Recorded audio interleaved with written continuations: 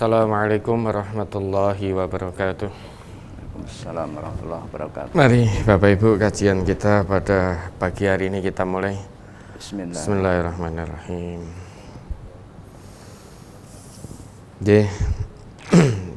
Langsung saja Ustaz Ghazali, mari kita lanjutkan menjawab pertanyaan-pertanyaan yang memang sudah tertunda sekian lama. Mudah-mudahan Allah beri kemudahan untuk bisa menyelesaikan. Oke, kita sampaikan pertanyaan tanggal 14 Februari 2021 nomor 14. Bagaimana dengan hadis tentang memasang gambar di atas, Ustaz? Ya, tidak mengapa kalau gambarnya tidak untuk disembah atau dikhawatirkan untuk disembah, lah itu yang tidak boleh.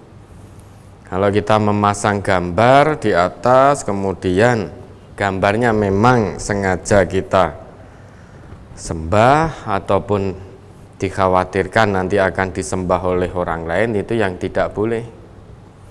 Kalau ada gambar yang memang tujuannya dipasang untuk disembah, lah itu malaikat tidak akan masuk ke dalam rumah. La tadkhulul malaikatu baitan fihi tamasilu wala tasawiru. Jadi malaikat tidak akan masuk sebuah rumah di mana di dalam rumah itu ada tamasil, patung-patung ataupun tasawir, gambar-gambar yang memang di situ dipasang atau ada patung gambar memang untuk disembah. Nah, makanya jika kita memasang gambar di situ dikhawatirkan akan disembah oleh orang, mungkin oleh keluarga kita misalkan, yang menyembah patung, menyembah gambar, maka tidak boleh kita memasang gambar ataupun patung-patung ataupun yang lain yang memang tujuannya untuk disembah atau dikhawatirkan akan disembah orang. Kalau memang hanya untuk sebatas hiasan tidak mengapa. Ya, ada lagi. Apabila kita tidak bersyukur terhadap keberkahan yang diberikan di negeri ini, apa akan diazab seperti yang disebutkan dalam Quran surat Saba ayat 15 sampai 16. Ya, coba dibaca ayatnya. Surat Saba nomor surat 34 ayat 15 dan 16. A'udzu billahi minasyaitonir rajim. Laqad kana li saba'in fi maskanihim ayah jannatani ayyaminin wa shimal.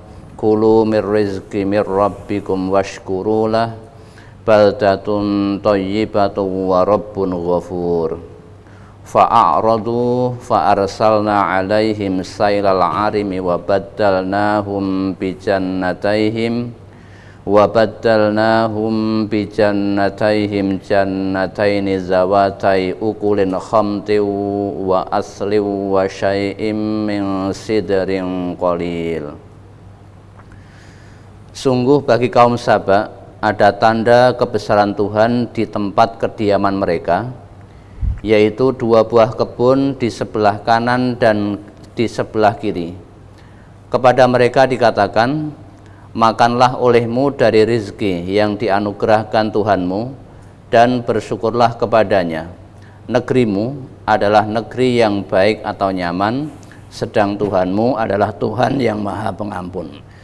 Tetapi mereka berpaling, maka kami kirim kepada mereka banjir yang besar, dan kami ganti kedua kebun mereka dengan 2 kebun yang ditumbuhi pohon-pohon yang berbuah pahit, pohon asal dan sedikit pohon sider.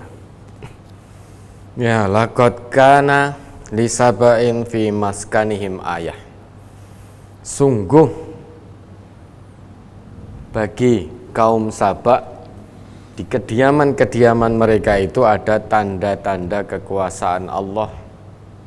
Jadi ayat ini menjelaskan bahwa negeri Saba itu dulunya makmur. Ya, dulunya makmur. Hasil buminya luar biasa. Dalam ayat itu dijelaskan oleh Allah bahwa negeri Saba itu dulu digambarkan oleh Allah seperti dua kebun. Jadi memiliki dua kebun dari kanan dan kiri. Ini adalah gambaran secara umum bahwa negeri itu subur, makmur. Nah, kesuburan negeri itu adalah tanda dari kekuasaan Allah. Jannatani an yaminin wa shimal. Kemudian diperintahkan oleh Allah, kulu mir rizki rabbikum washkurulah. Makanlah dari rezeki Tuhanmu. Jadi dua kebun itu dari kanan dan kiri itu murni karena kemurahan Allah. Kemurahan Allah, maka makanlah. Semua sudah ditundukkan oleh Allah. Kita diciptakan oleh Allah, dan setelah kita diciptakan, Allah juga sudah tundukkan ma fis samawati wa ma fil ard wa sakhkhara lakum ma fis samawati wal ardi jami'an. Semua yang di langit, semua yang di bumi sudah ditundukkan oleh Allah untuk kepentingan manusia.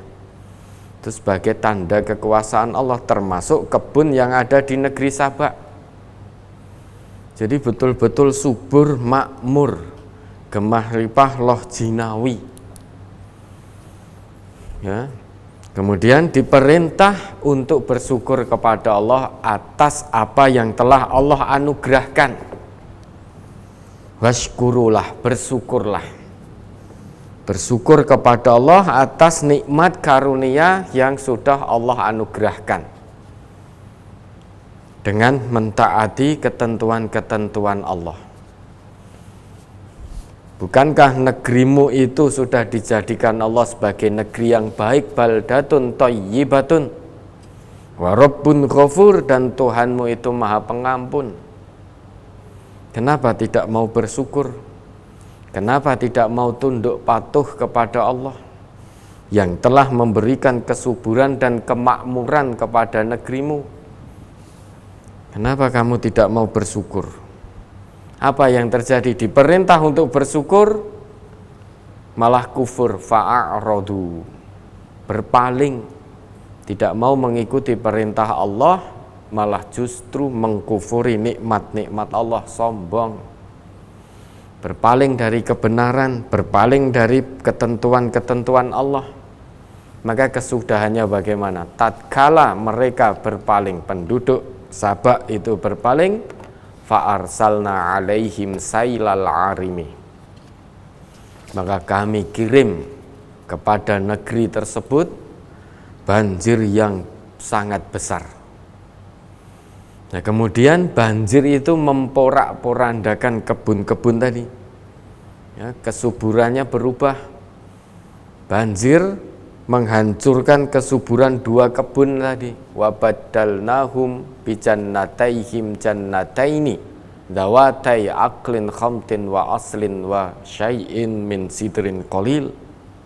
Yang awalnya dua kebun yang makmur dari kanan kiri negeri tersebut, kemudian karena kekufuran, karena berpaling dari ayat-ayat Allah, kebesaran-kebesaran Allah, maka Allah kirimkan banjir yang begitu besar, sehingga kebun yang subur dilenyapkan oleh Allah, diganti dengan tanaman-tanaman yang buahnya pahit, zawatai ukulin khamtin, diganti oleh Allah dengan tanaman-tanaman yang buahnya pahit, wa aslin, dan tanaman atau pohon asal, yaitu pohon cemara itu,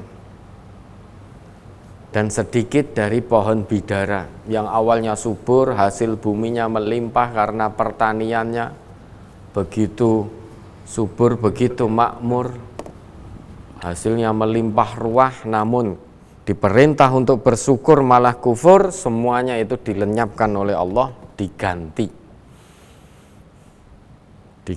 dengan tanaman-tanaman yang buahnya pahit, kemudian diganti dengan pohon cemara dan sedikit pohon bidara.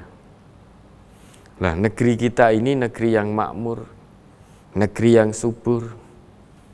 Kalau kita berlaku sama, diperintah oleh Allah untuk tunduk patuh kepada Allah, justru kita malah mengkufuri, menentang ayat-ayat Allah, maka bisa jadi tidak menutup kemungkinan kita akan merasakan hal yang sama. Na'udzubillah.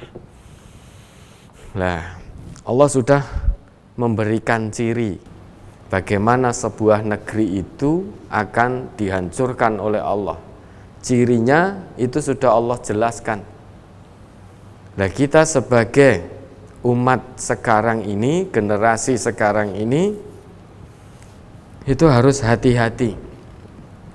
Apa yang diabadikan oleh Allah terkait umat-umat yang dahulunya diberi nikmat oleh Allah kemudian dihancurkan oleh Allah, itu insya Allah akan selalu berulang.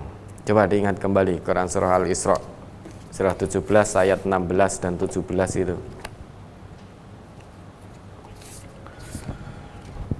Surat Al-Isra nomor surat 17 ayat 16 dan 17.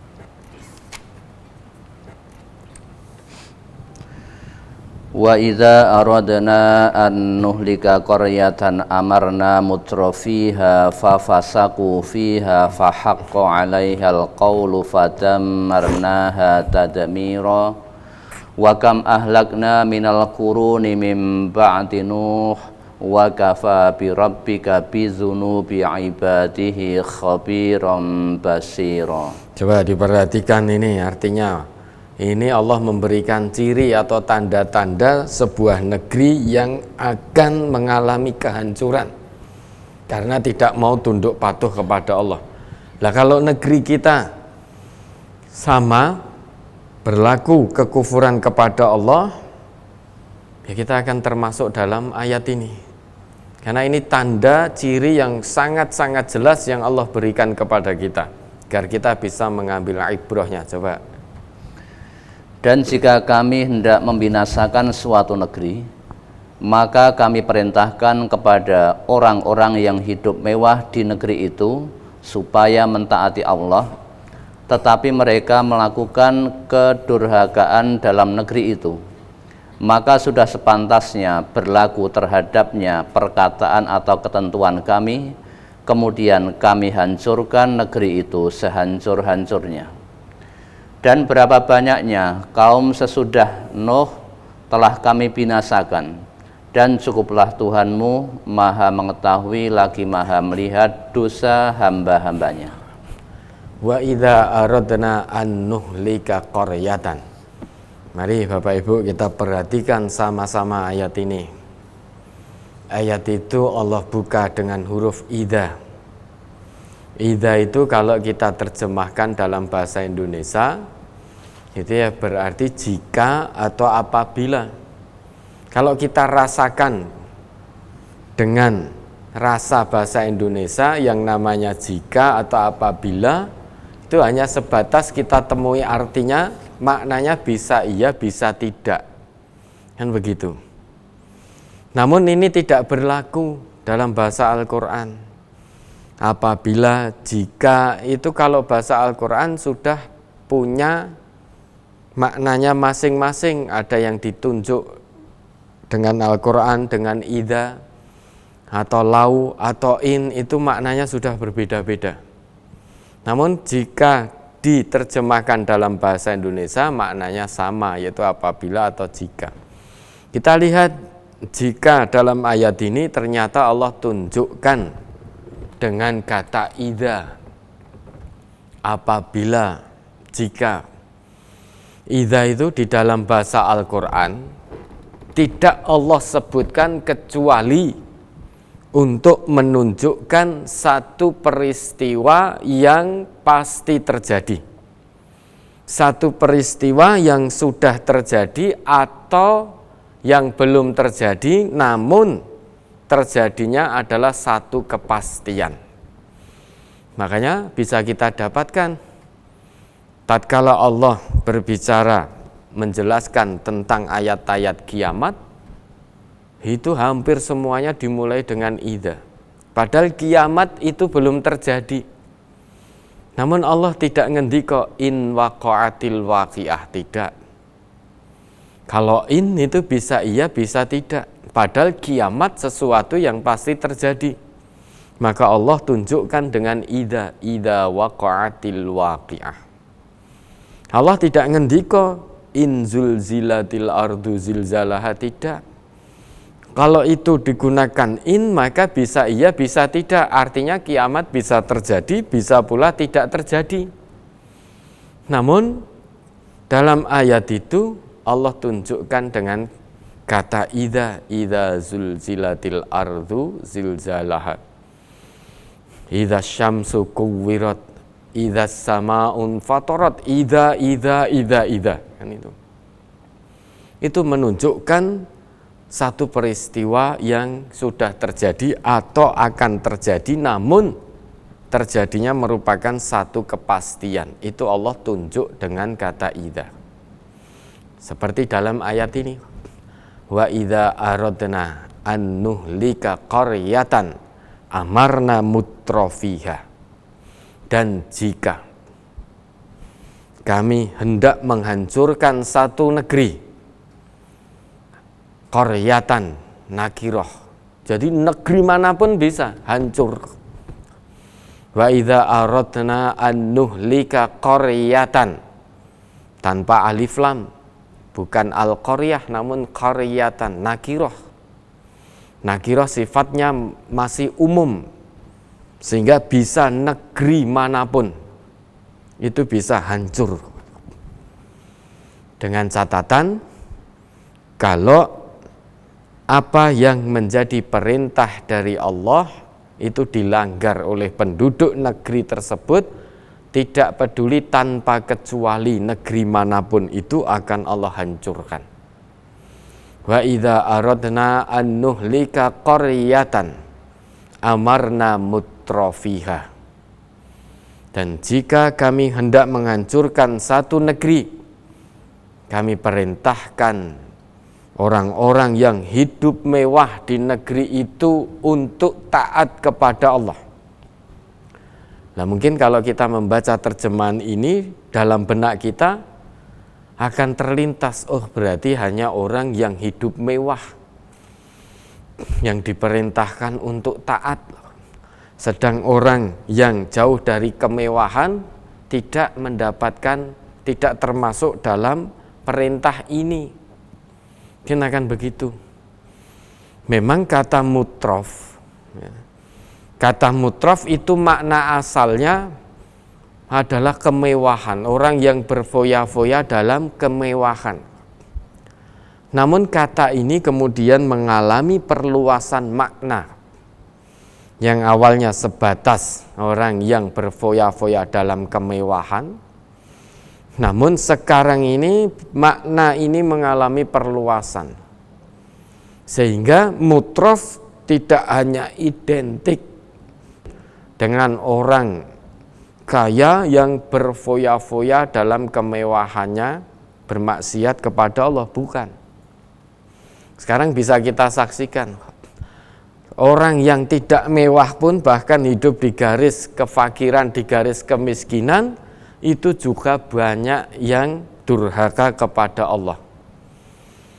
Tidak sedikit. Orang yang miskin juga banyak yang mabuk. Orang yang fakir juga banyak yang melakukan perzinahan. Sehingga mutrof tidak hanya sebatas dimaknai orang yang berfoya-foya dalam kemewahan saja, bukan. Ini mengalami perluasan makna. Berfoya-foya dalam kemaksiatan. Sehingga saat ini baik orang yang kaya, banyak yang berfoya-foya dalam kemaksiatan kepada Allah. Orang yang hidupnya juga pas-pasan, banyak yang berfoya-foya dalam kemaksiatan kepada Allah.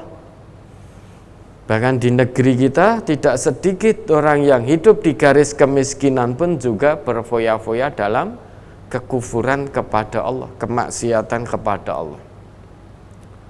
Jika sudah begini, yang harusnya taat kepada Allah, namun fafasaku fiha. Ya, ternyata penduduk negeri tersebut berbuat durhaka kepada Allah. Diperintah untuk taat, justru membangkang, durhaka. diperintah untuk tunduk patuh kepada Allah, justru malah berpaling, tidak peduli acuh tak acuh dengan aturan-aturan Allah.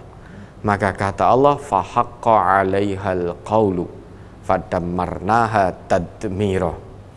Maka jika sudah begitu, sudah sepantasnya berlaku bagi negeri tersebut perkataan kami, yaitu ketentuan Allah. Fadammarnaha tadmira. Maka kami hancurkan negeri tersebut sehancur-hancurnya, tanpa sisa. Wa kam ahlakna minal quruni mim ba'di Nuh, dan berapa banyak kaum sesudah Nuh yang sudah kami hancurkan karena tidak taat kepada Allah.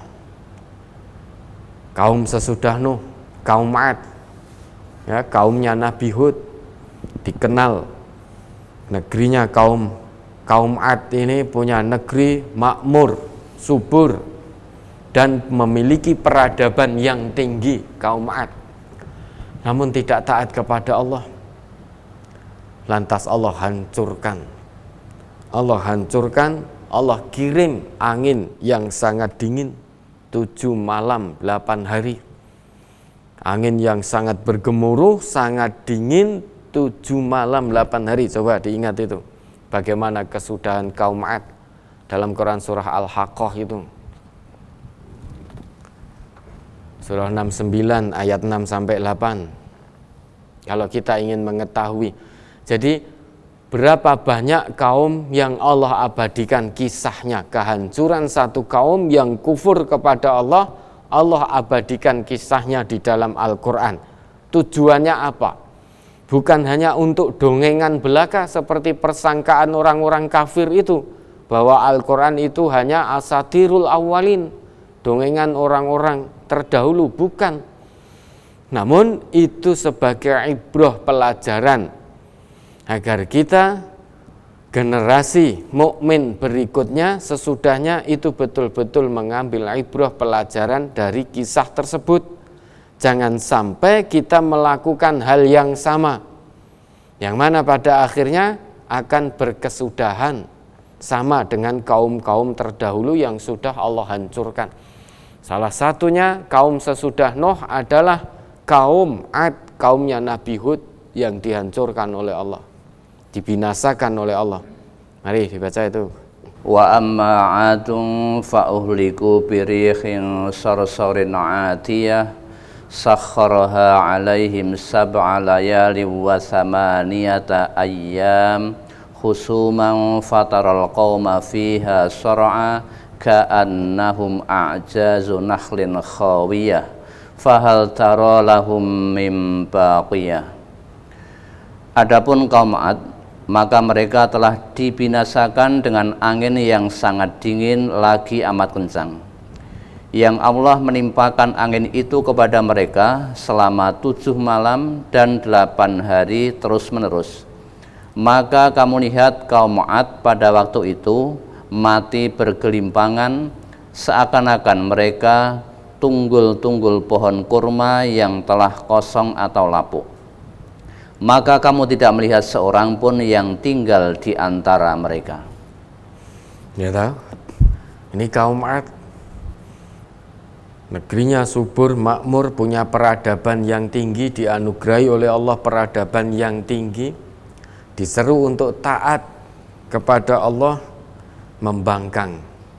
Bahkan di ayat lain disebutkan dengan mengatakan karena peradabannya tinggi, sampai mereka mengatakan man asyaddu minna quwwah, siapakah yang lebih kuat daripada kami. Itu kesombongan kaum Ad. Maka apa yang terjadi? Allah kirimkan angin yang sangat kencang lagi dingin 7 malam 8 hari fi ayyamin nahisat, dalam beberapa hari yang naas. Dalam ayat ini disebutkan angin tersebut 7 malam 8 hari sehingga hancur semuanya. Bahkan digambarkan oleh Allah mereka jatuh mati bergelimpangan seperti tunggul-tunggul kurma yang sudah lapuk, ya, jatuh bergelimpangan. Nah, kita kalau tidak hati-hati bisa sama, karena sejarah insya Allah akan berulang. Karena Al-Quran ini bukan hanya untuk cerita atau dongengan orang-orang terdahulu, namun sebagai ibrah. Kalau kita berlaku hal yang sama, maka sejarah bisa terulang. Sebetulnya kalau kita menyadari, kita memahami dengan nurani yang jernih, mata batin yang jernih, yang tajam, Allah sebetulnya sudah berikan kepada negeri kita ini peringatan demi peringatan, teguran demi teguran, ya, bencana di mana-mana, tanpa henti, saling susul menyusul. Macam-macam bentuknya bencana yang sudah Allah kirimkan ke negeri yang kita cintai ini. Kalau kita mau memahami dengan mata hati yang jernih, ini sebetulnya teguran dari Allah. Allah memberikan tangguh kepada kita, apakah kita akan terus dalam kemaksiatan atau kembali kepada Allah. Teguran demi teguran, bencana silih berganti. Namun tampaknya tidak sedikit di antara kita yang hanya meyakini bahwa ini fenomena alam biasa. Bagi kita orang yang beriman tentu tidak meyakini seperti itu. Kita meyakininya ini adalah teguran dari Allah. Karena Allah itu tidak langsung menghukum hambanya saat hambanya berbuat maksiat. Sekali hambanya berbuat maksiat, Allah tidak akan langsung menghukum. Allah beri tangguh. Diingat An-Nahl ayat 61. Surah ke-16 ayat 61. Walau yu'akhidullahu an-nasa bidulmihim ma taraka 'alaiha min dabbah walakin yu'akhiruhum ila ajalim musamma fa idza jaa ajaluhum la yastakhiruna sa'ah wala yastaqdimun. Jadi kalau ada hamba Allah yang bermaksiat, durhaka kepada Allah, tidak lantas langsung Allah hukum, tidak. Namun Allah berikan tangguh untuk mikir apakah akan terus dalam kemaksiatannya atau berhenti bertobat kembali kepada Allah. Ya, mari. Surat An-Nahl nomor 16 ayat 61. Walau yu'akhidullahu an-nasa bizulmihim ma taraka 'alaiha min dabbatin walakin yu'akhiruhum ila ajalin musamma fa idza jaa ajaluhum la yastakhiruna sa'atan wa la yastaqdimun. Jika Allah menghukum manusia karena kezalimannya, niscaya tidak akan ditinggalkannya di muka bumi sesuatu pun dari makhluk yang melata. Tetapi Allah menangguhkan mereka sampai kepada waktu yang ditentukan. Maka apabila telah tiba waktunya yang ditentukan bagi mereka, tidaklah mereka dapat mengundurkannya barang sesuatu pun, barang sesaat pun, dan tidak pula mendahulukannya. Kalau tadi dibuka dengan idza li amrin waqi' bila mahalata lahu. Jadi idza itu untuk menunjuk satu peristiwa yang pasti terjadi tanpa bisa ditolak. Maka ayat ini dibuka dengan lau. Lau artinya jika, apabila, jikalau. Lau itu fungsinya untuk menunjukkan satu peristiwa yang mustahil terjadi. Itu lau. Lah ayat ini mustahil Allah langsung hukum hambanya saat satu kali dua kali berbuat maksiat, Allah langsung hukum hambanya tanpa diberi tangguh, itu mustahil. Pasti Allah beri tangguh dulu. Maka ayat ini dibuka dengan lau. Mustahil.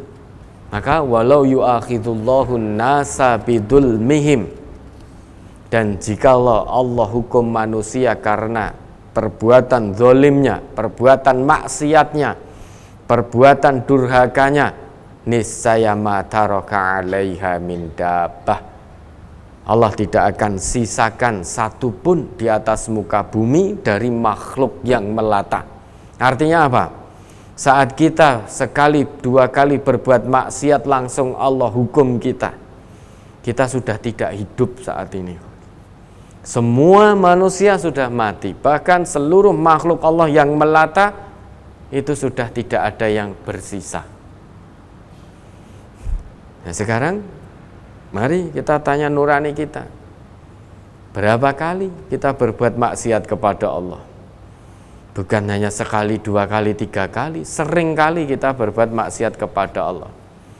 Jika dengan perbuatan maksiat yang kita lakukan Allah langsung turunkan hukuman, tidak ada satupun manusia yang masih hidup di muka bumi ini. Semuanya sudah mati, binasa. Namun Allah berikan tangguh, walaki yuakhiruhum ila ajalim musamma. Allah berikan tangguh kepada mereka untuk berpikir sampai nanti batas waktu yang sudah ditentukan oleh Allah. Berpikir apakah tetap dalam kemaksiatannya, dalam kedurhakaannya, dalam pembangkangannya, atau bertobat, berhenti, lantas kembali kepada Allah. Allah berikan waktu untuk berpikir.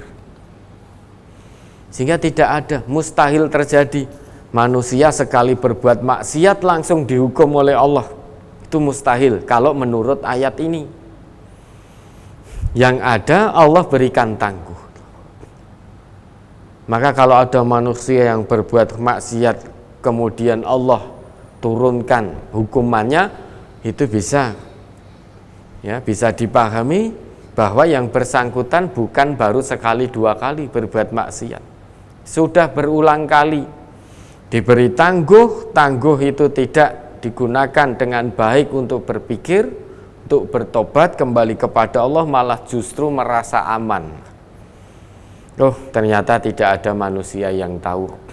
Oh, ternyata Allah juga tidak apa-apa, saya tidak pernah sakit. Allah tidak turunkan peringatan-peringatannya sehingga merasa aman. Sehingga terus dalam kemaksiatannya bergelimang dosa setiap saat. Maka jika waktu sudah datang, la yastakhiruna sa'ah wa la yastaqdimun. Ya, diberi tangguh kok tidak bertobat, maka akan datang dan hari itu pasti tiba hukuman dari Allah. Dan saat itu datang, la yastakhiruna sa'ah wa la yastaqdimun, tidak akan bisa diundur, tidak akan bisa dimajukan. Nah itu negeri, ya, sebenarnya peringatan demi peringatan sudah Allah berikan. Negeri kita sudah sedemikian rupa, diberi anugerah dan karunia oleh Allah. Hasil buminya melimpah ruah, ya, dari atas maupun dari bawah. Hasil buminya melimpah ruah, subur, gemah ripah loh jinawi, ijo royo-royo. Bahkan orang Timur Tengah itu kalau menyebut Indonesia ini sebagai surga.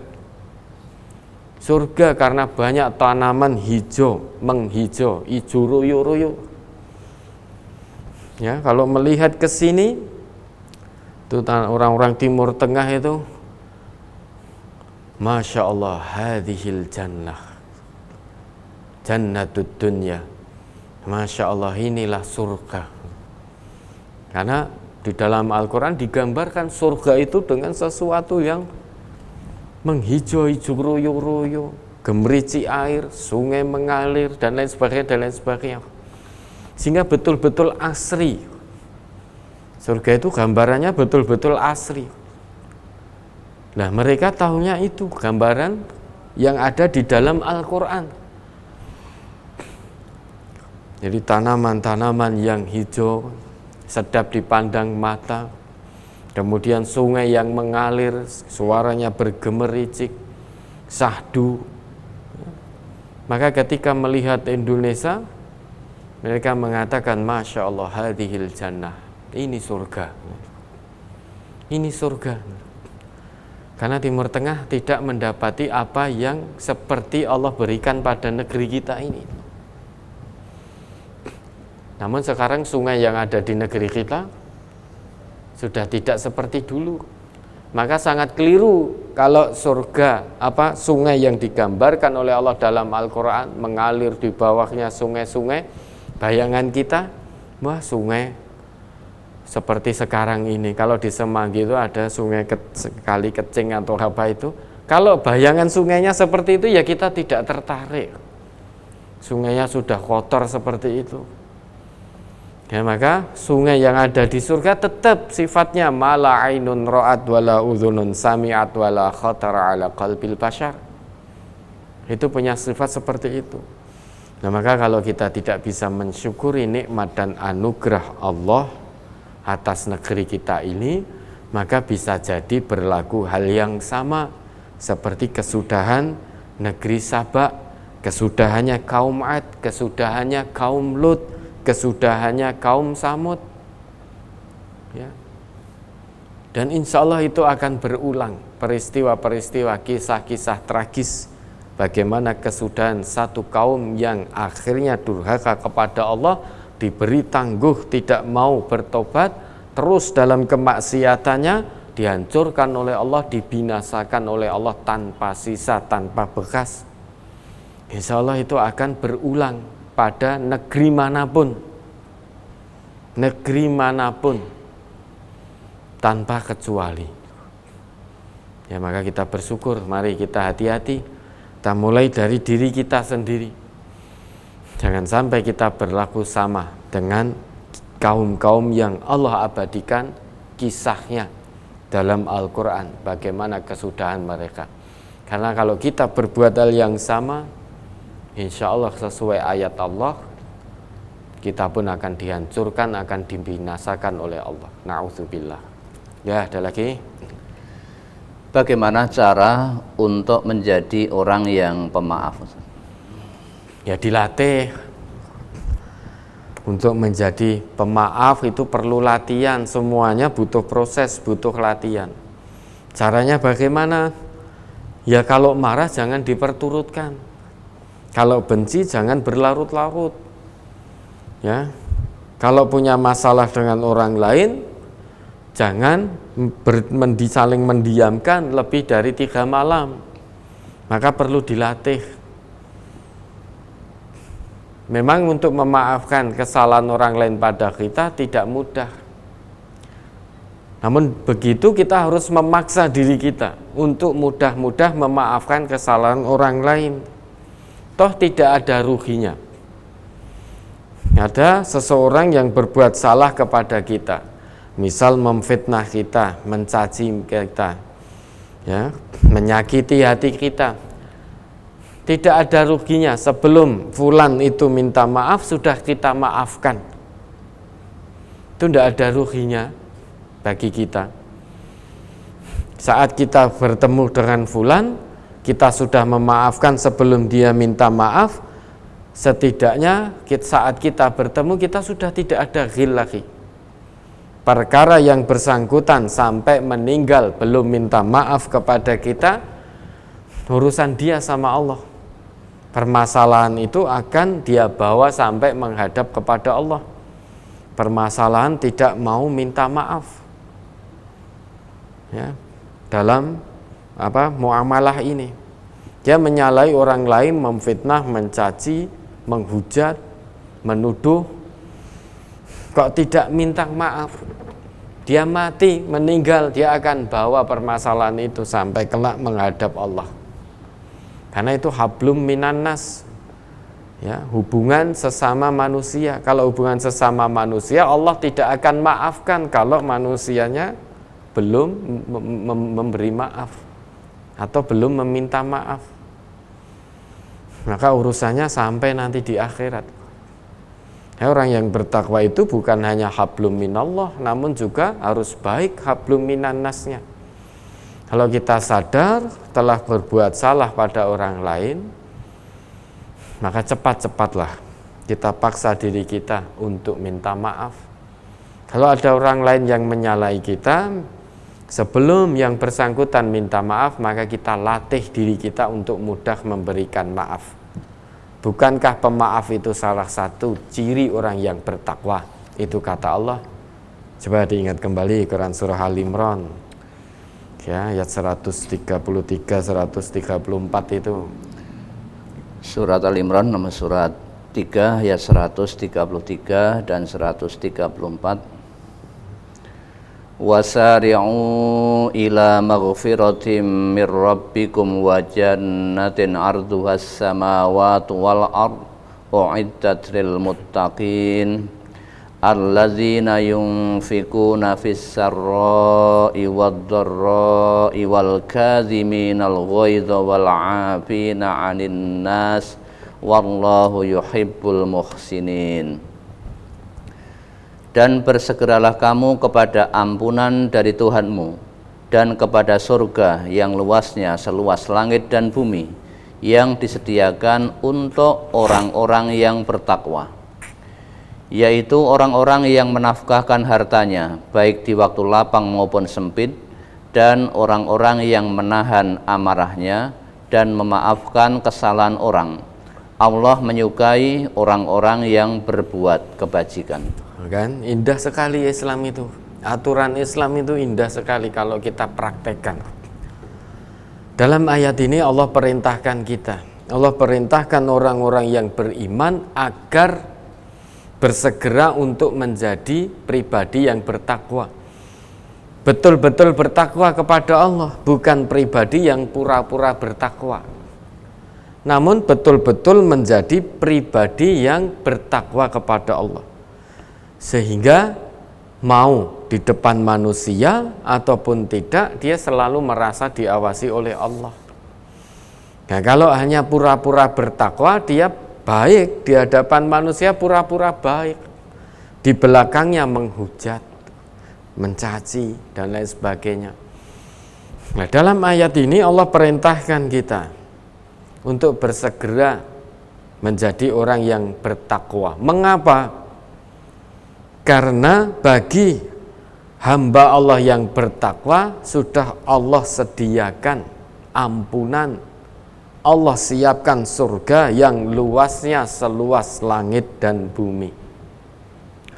Surga yang sudah Allah siapkan ini luasnya seluas langit dan bumi, u'iddat lil muttaqin.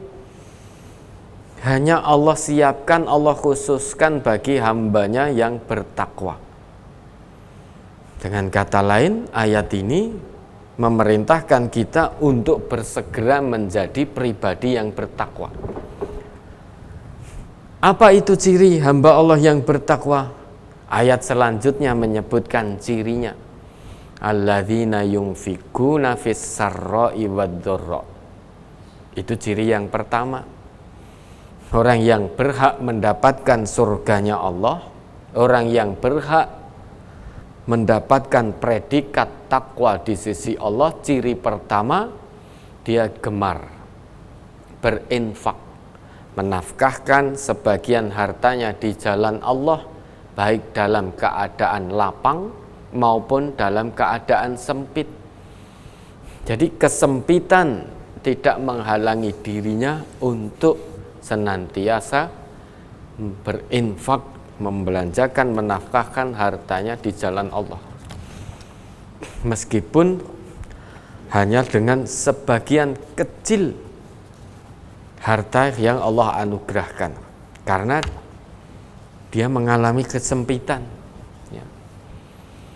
Allah berikan harta yang sempit, yang sedikit, namun itu tidak lantas menghalangi dirinya untuk tidak berinfak fisabilillah.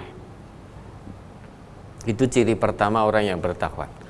Kalau orang yang punya kelapangan, dianugerahi kelapangan, mungkin kita berpikir, oh wajar. Orang dianugerahi kelapangan, diberi harta, dianugerahi harta melimpah oleh Allah, oh wajar dia selalu berinfak. Mungkin kita berpikir seperti itu. Namun tidak sedikit orang kaya juga tidak mau berinfak, eman-eman. Untuk membeli kebutuhan duniawi tidak eman-eman. Namun untuk berinfak fisabilillah eman-eman. Tidak sedikit. Tidak sedikit itu berarti banyak. Orang untuk membeli kebutuhan duniawinya, mengikuti gaya hidupnya, uang 100.000 itu warnanya merah itu kurang, terlihat sedikit. Namun ketika uang 100.000 warna merah itu mau dimasukkan ke kotak masjid itu jadi eman-eman, nilainya seperti besar sekali. Namun saat untuk belanja kebutuhan duniawi kurang, terasa sedikit. Punya uang 100.000 ke mall itu terasa sedikit sekali. Tidak berani ke mall dengan hanya bermodalkan uang 100.000. Terasa kurang, sedikit, nggak dapat apa-apa, paling dapat apa 100.000. Terasa sedikit. Namun saat di masjid uang 100.000 itu mau dimasukkan, setan yang gudo. Wah, golekno sing pecahan wae.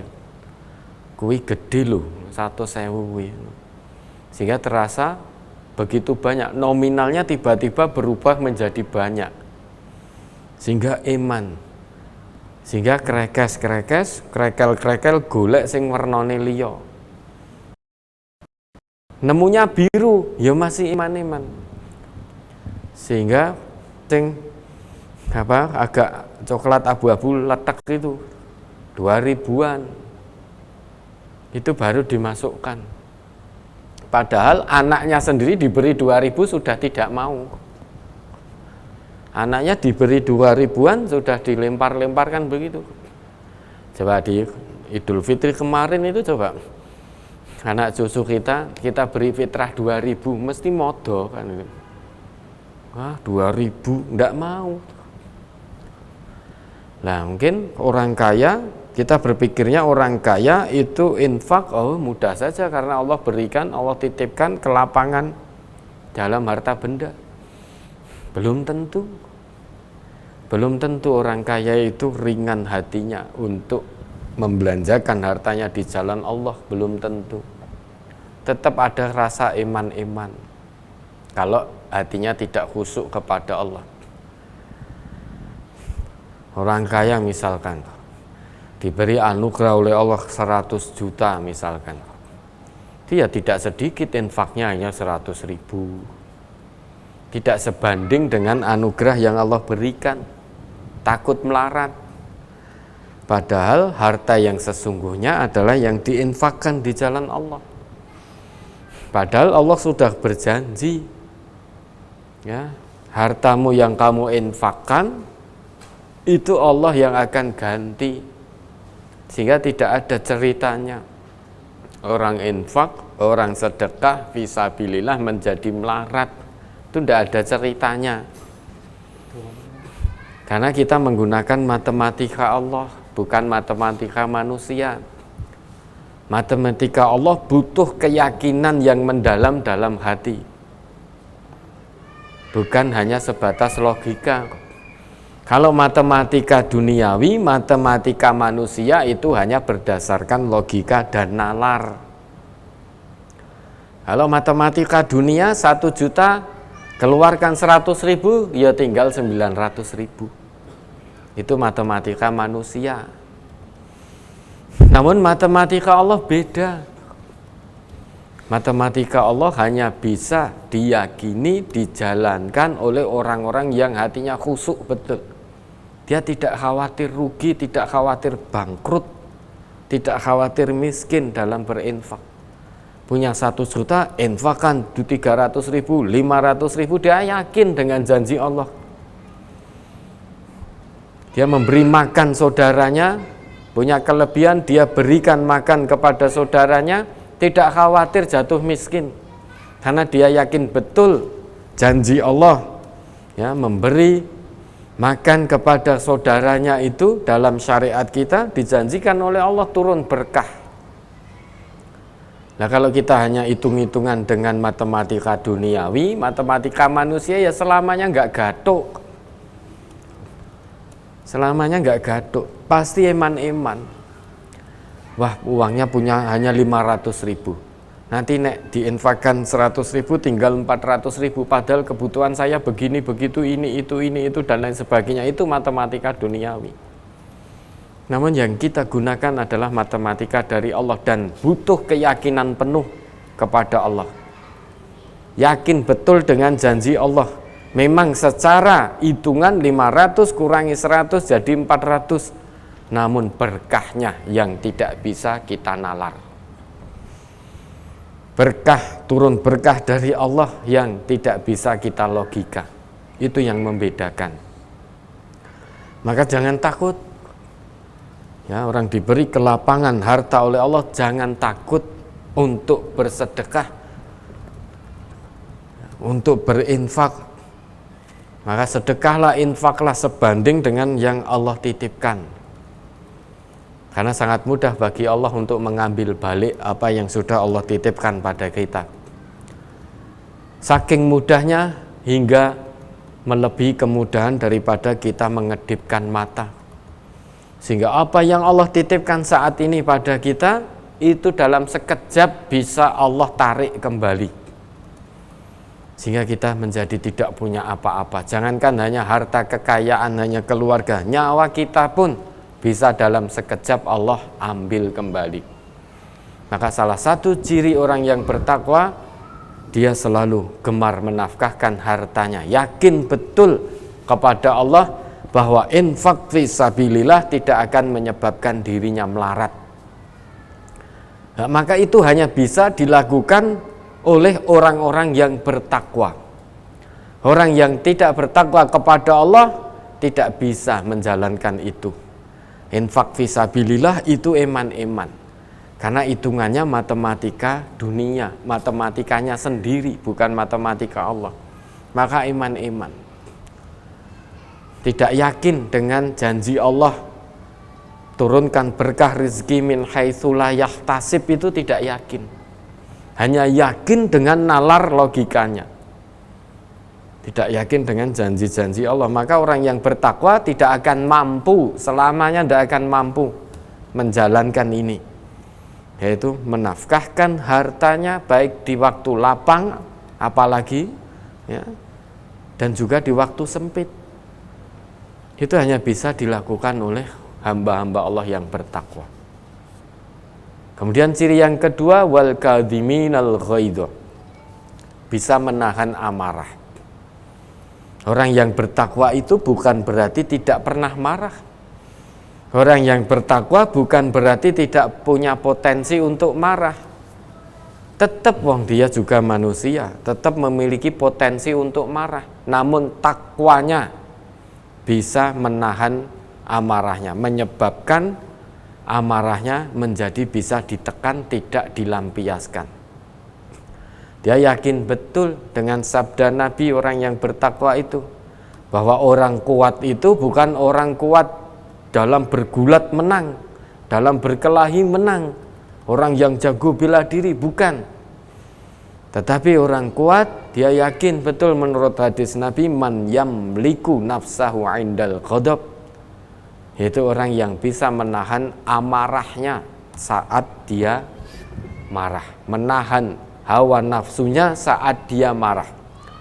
Dia marah, namun dia berhasil menekan amarahnya, tidak dia lampiaskan. Itu salah satu ciri orang yang bertakwa. Lah yang ketiga, wal afina 'anin nas, pemaaf, mudah memaafkan kesalahan orang lain. Ya, 3 ciri ini. Lah memang harus dilatih. Tanpa dilatih, niscaya tidak akan bisa. Ya, untuk menjadi hamba Allah yang bertakwa tidak hanya bermodalkan teori saja. Teori-teori pengetahuan tentang takwa insya Allah sudah cukup, sudah paham. Teori bagaimana harus menjadi orang yang bertakwa dalam Al-Quran, dalam hadis sudah disebutkan. Sudah banyak para mubaligh, para da'i, para ustadz, kiai, habaib yang menjelaskan teori-teori takwa dalam Al-Quran dan juga sunnah Nabi. Namun untuk bisa menjadi hamba Allah yang bertakwa tidak hanya cukup bermodal teori, butuh praktek, butuh tatbik, butuh mumarosah, butuh praktek. Kalau hanya sebatas teori tidak ada manfaatnya. Al-ilmu bila amalin kasyajari bila samarin. Ilmu tanpa amal seperti pohon tanpa buah. Maka teori saja tidak cukup. Teori dan praktek. Nadoriyah wa tatbiq, kan itu. Teori dan prakteknya itu yang diperlukan untuk menjadi hamba Allah yang bertakwa. Setelah memahami teori-teori tentang takwa, maka mari kita paksa diri kita untuk mempraktekkan teori yang sudah kita pahami. Memang berat, karena untuk mempraktekkan teori ketakwaan ini itu berhadapan langsung dengan hawa nafsu kita. Bagaimana mungkin kita dipukul orang, nafsu kita selalu ingin membalas dengan pukulan yang lebih dahsyat, lebih menyakitkan. Kita difitnah orang, nafsu kita itu mengajak kita untuk membalas fitnahannya dengan lebih keji. Tetapi Quran memerintahkan hambanya yang bertakwa, idfa' billati hiya ahsan. Balas perbuatannya dengan perbuatan yang lebih baik. Kita dipukul sekali, pengennya bukan hanya mukul, pengennya orang itu menghajar, kan? Difitnah sekali, pengennya memfitnah berulang kali dengan balasannya. Namun ternyata hamba Allah yang beriman tidak diperkenankan. Idfa' billati hiya ahsan. Balas perbuatan itu dengan yang lebih baik. Itu bertentangan dengan nafsu dunia kita. Pengennya membalas dengan yang lebih. Bagaimana mungkin orang menyakiti kita, ya, menyakiti kita baik dengan perbuatan maupun dengan lesannya. Tentu nafsu kita manusiawi, kita ingin membalas. Diunek-unek ke pisan, kita pengen ngonek-ngonek ke gendi. Ya, dibohongi sekali, pengen kita membohongi 2, 3, 4, 5 kali. Pokoknya pengen membalas dengan balasan yang lebih dahsyat. Itu nafsu kita. Namun ketakwaan ngerim nafsu kita dengan idfa' billati hiya ahsan. Balas perbuatan mereka dengan perbuatan yang lebih baik. Kalau mereka memutuskan hubungan silaturahim dengan kita, tidak boleh wis yo wis, neng-nengan yo wis, tak turuti. Oh, tidak boleh. Kalau kita ingin bersegera menjadi hamba Allah yang bertakwa, silman qata'ak.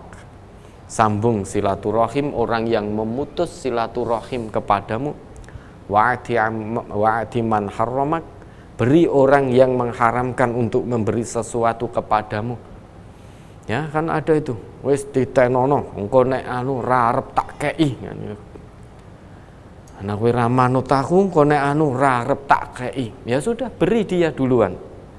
Dia sudah mengharamkan untuk memberi sesuatu kepadamu, maka jangan dibalas. Oh ya wis, nek ngono aku ya ora sudi ngekei kowe. Ya jangan begitu. Kalau kita balas demikian, apa bedanya? Sama berarti. Nah kemudian wa'fu amman dzalamak.